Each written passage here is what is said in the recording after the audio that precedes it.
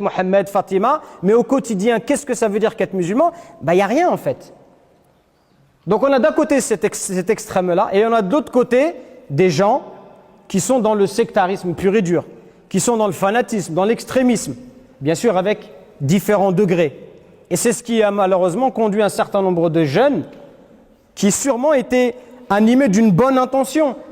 On ne parle pas ici de sincérité, peut-être que ces jeunes-là, ils étaient très sincères, ils avaient envie de revenir vers Allah subhanahu wa ta'ala. Mais comme il n'y avait pas de compréhension, il n'y avait pas de fiqh, il n'y avait pas de compréhension de ce que ça signifie qu'être un bon musulman, et bien ces jeunes-là, ils ont été embrigadés. Vous savez comme moi très bien que certains, ça va, c'est l'extrême, c'est la minorité, mais certains, ça va jusqu'à des attentats, jusqu'à prendre la vie qu'Allah il a rendue sacrée. Et pourquoi on en arrive là? Parce qu'il n'y a pas de compréhension.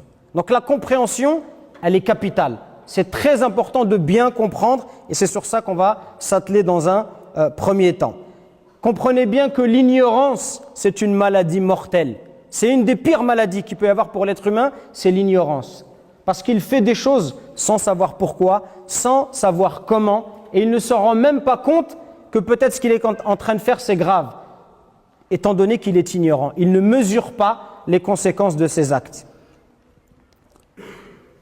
Donc tout d'abord, bien dans sa religion, comment est-ce qu'on est bien dans sa religion?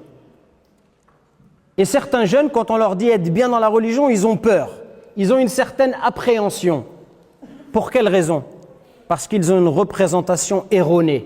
Pour eux, être bien dans la religion, ça fait référence dans leur imaginaire à quelque chose qui n'est pas la réalité. Pour eux, être bien dans la religion, ça veut dire